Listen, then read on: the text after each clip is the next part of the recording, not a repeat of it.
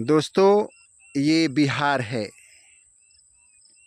और ये बिहार में मेरा गांव है। आज कई दिनों से मैं अपने गांव पे रह रहा हूं। मैं प्रदेश में रहता हूं। कुछ काम के सिलसिले में मैं आया था गांव और ट्रेन कैंसिल हो जाने की वजह से हम लोग जा नहीं पा रहे हैं अपने गंतव्य स्थान को। खैर, वहाँ नहीं जा सके तो एक लाभ हुआ कि हम इस फागुन के महीने में, जब हम लोगों के खेत बिल्कुल हरियाली से ढक जाती है, देखिए बिल्कुल चारों तरफ हरियाली, समतल ज़मीन हमारे गांव की। दो दो नहर लगती है भाई हमारे गांव में, पानी पटकम का कोई प्रॉब्लम नहीं होती है। खैर, हम यहाँ पर रहे और अपने गांव वासियों से मिले, गांव घर के लोगों से मिले, अपने चिर परिचित मित्रों से मिले। यह एक सौभाग्य की ही बात है। परंतु दुर्भाग्य की बात यह है कि हमको वहाँ न पहुँचने के वजह से हमारा जो नुकसान हुआ, अब तो आगे भी हमको आगे समय में भी प्रभावित करेगा। तो यह दुखद ही है, क्योंकि शरीर यहाँ है, आत्मा तो वहाँ चला गया, दिमाग तो वहाँ है। दोस्तों, कुंभ के वजह से यह जो भी कुव्यवस्था पैदा हुआ है, कुंभ मेला के वजह से हुआ है। और ये कुंभ नहीं, ये तो महाकुंभ है। कि जैसा कि टीवी के एंकर लोग बताते हैं कि यह जो है 144 बरस के बाद आया है और यह आपके जन्म इस ज़िंदगी में तो मिलने वाला है नहीं।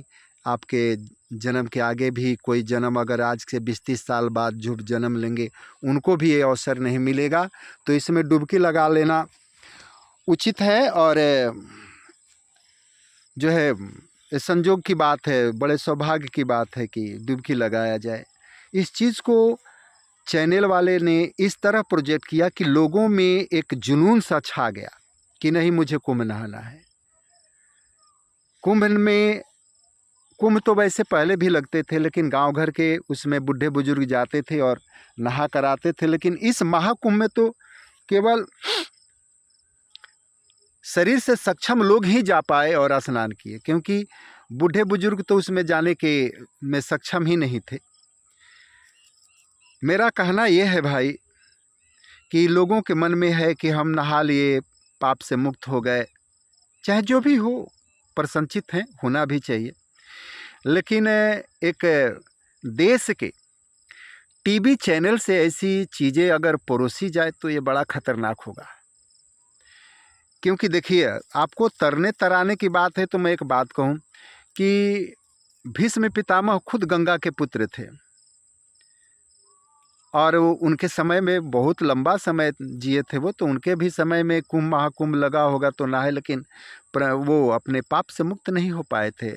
न वो हो पाए, न राजा दशरथ हो पाए। राम के हाथों जो पाप हुआ उससे वो भी नहीं हो पाए। कृष्ण के जो भी इस धरती पर जो भी आया है, अगर गलत किया है तो गंगा स्नान से या कहीं के स्नान से वो पाप मुक्त नहीं होता है। अगर होना होता तो भीष्म पितामह को बाणों के सैया पर नहीं सोना पड़ता, राजा दशरथ को पुत्र मोह में मरना नहीं पड़ता, और राम जो बाली को छिपके मार दिए थे तो कृष्णावतार में बाली उनको छिपके मारता है। तो खैर, ऐसी चीज़ें भ्रामक होगी। और दुखद, महादुखद बात यह है कि यह बात हम लोगों के देश के टीवी चैनल से चल रहे हैं। टीवी चैनल से मैं यही कहूँगा कि आप देश की स्थिति परिस्थिति बताने के लिए हैं कि हम कैसे विकास कर सकते हैं, हमारा जीडीपी क्या है, हमारा अभी विश्व पटल पर हम किस पैदान पे खड़े हैं, हम जिस राह में बढ़ रहे हैं वह राह सही है कि नहीं सही है, मार्गदर्शन कराना है। परंतु धर्म को लेकर हम लोगों को भ्रमित करना, यह किसी भी एंगल से टीवी चैनल वालों के लिए जायज़ नहीं है। और टीवी चैनल वालों को मैं एक और भी कहूँगा कि देखिए भाई, अगर इंजीनियर बिके तो कुछ पुल पुलिया टूट जाएंगे, डॉक्टर बिकेगा तो कुछ जानें चली जाएंगी, नेता बिकेंगे तो कुछ पैसे का नुकसान होगा, लेकिन अगर कलम के पुजारी बिक गए तो फिर बड़ा वह भयावह दृश्य होता है। आप लोग कलम के चलाने वाले के रूप में जाने जाते हैं। थोड़ा अपने पर ध्यान दीजिए, और ज़िंदगी जीने के लिए उतने भी पैसे की ज़रूरत नहीं है कि हम अपने ज़मीर को गिरवी रख दें। अगली बात यह है कि भारत वह धरती है जहाँ पर राम, कृष्ण, बुद्ध ऐसे ऐसे देवता जन्म लेते हैं, और ये लोग भारत की पहचान है। परंतु मैं देख रहा हूँ कि यूपी के मुख्यमंत्री योगी जी, अपने प्रधानमंत्री जी, ये लोग धर्म को लेकर लोगों में ऐसी भावना भर रहे हैं कि लोग अपने धर्म के प्रति कट्टर हो रहे हैं। देखिए, अपने धर्म के प्रति कट्टर होना यह बात जो है उतना ये अच्छी भी नहीं है, क्योंकि अगर हम अपने धर्म के प्रति कट्टर हो जाएंगे तो हम अपने विकास के तरफ ध्यान ही नहीं देंगे। हम लोग अभी देखिए, अभी आप लोगों ने लोगों को चाहे जैसे भी समझा दिया, हर हर घर घर, तो लोग हर हर घर घर कर ही रहे हैं। झंडा राम का या किसी का भी लेकर लोग अपने धर्म के प्रदर्शन में लगे हैं, और जो भी इसमें लगे हैं वे इस बात को भूल गए कि उनके बच्चों के लिए शिक्षा, चिकित्सा, अपना विकास, रोजी रोजगार, इस चीज़ को वो लोग ध्यान भी नहीं देते, इग्नोर कर दिए, साइड में कर दिए। धर्म के प्रति कट्टर होना, आपके बगल में हम लोगों के ऐसा देश है पाकिस्तान, उससे सीखा जा सकता है। आज पाकिस्तान के हर जनता के हाथ में अगर कटोरा है तो इसके पीछे बस उनकी अपने धर्म के प्रति कट्टरता है।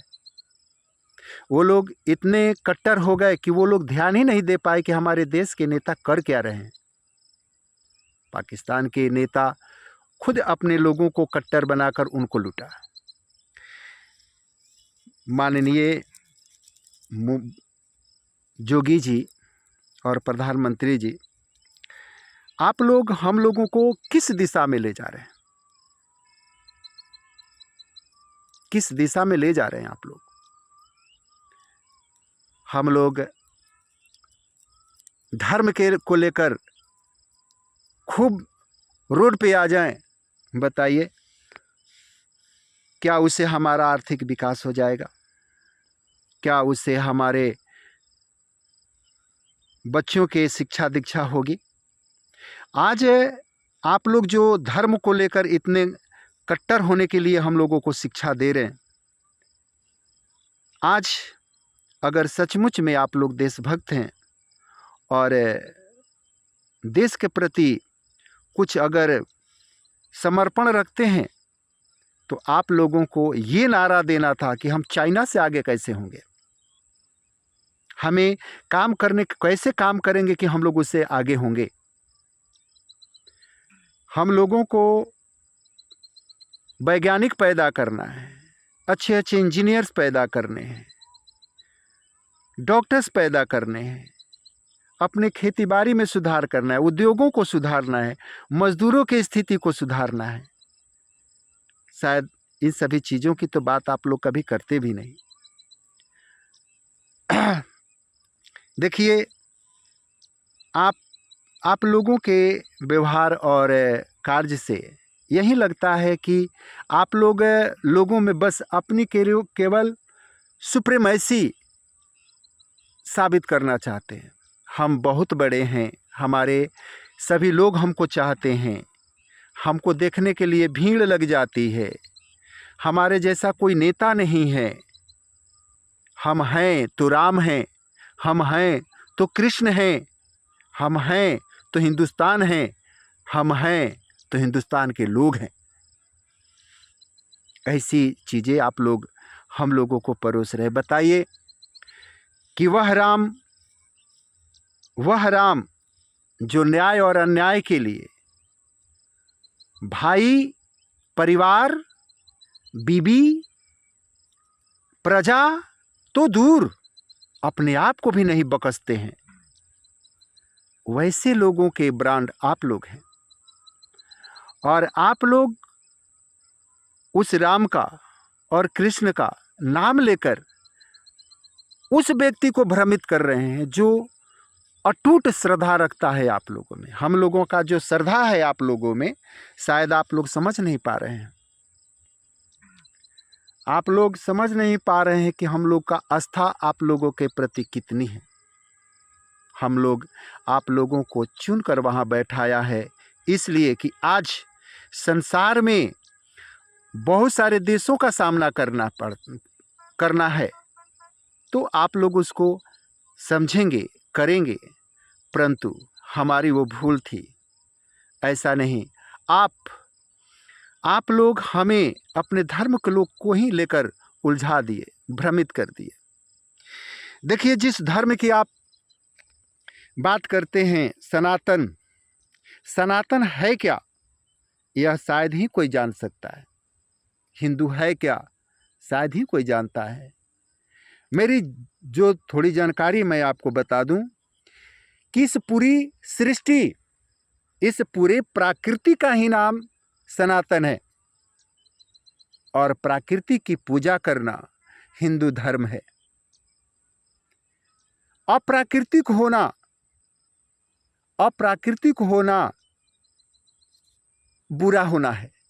मतलब कि जो प्रकृति के अनुसार है वही देवता है, वही मनुष्य है। अगर कोई अप्राकृतिक व्यवहार करता है, आचरण करता है, या वैसे शब्द बोलता है, जुबान रखता है, तो वह अप्राकृतिक है, वह राक्षस गण का है। सबसे पहला हम लोगों का सबक होता है, सदा सत्य बोलो। हम लोगों को वाणी से कभी झूठ नहीं बोलना होता है। विशेष को तो मैं कुछ नहीं कहूँगा, आप ही लोग बताओ, क्या हम लोग मुक्त हो गए? आप लोगों ने तो नहलवा दिया, जबरदस्ती नहलवाए, जबरदस्ती। भाई ट्रेन ही कहीं नहीं जाएगी, प्रयागराज के सिवाय कहीं ट्रेन ही नहीं जाएगी। तो बहुत सारे लोग हैं कि चल भैया वहाँ जाते हैं तो नहा लेंगे। लेकिन बताइए, क्या वाकई हम सब तर गए हम लोग गंगा में नहाकर? सोचिए कि बिहार और यूपी के कितने लोग अपने प्रदेश में नहीं रहते हैं, बाहर रहते हैं। उन्हें समय समय पर आना पड़ता है, जाना पड़ता है। ये लगन पताई का समय है। बहुत सारे लोग ट्रेन न होने की वजह से अपनी निजी व्यवस्था कर के आ रहे हैं, पैसे जा रहे हैं। बहुत सारे इधर लोग हैं जो फंसे हुए हैं, वहाँ जा ही नहीं पा रहे हैं। तो इस कुंभ के पीछे जो नुकसान हुआ, हिंदुस्तान जैसे घनी आबादी वाले देश को कुंभ के नाम पर महीनों दिन अगर उसकी आर्थिक व्यवस्था, क्रियाविधि को बंद कर दिया जाए, तो यह कितना जायज है देश हित में? आप ही लोग बताइए। खैर, हम लोग अपनी नुकसान का क्या कहें, हम लोग को तो आदत पड़ गई है। आप लोग जब से सत्ता में हैं तो ये सब के लिए रोना नहीं, हम लोग को अब आदत पड़ गई है नुकसान झेलना करना। आप लोग तो पूरी तरह से हम लोगों को लॉकडाउन जैसा कंडीशन बना के रख दी है। खैर, लेकिन फाइनली मैं यही कहूँगा कि एक जिम्मेदार पुरुष को यह शोभा नहीं देता है। धन्यवाद।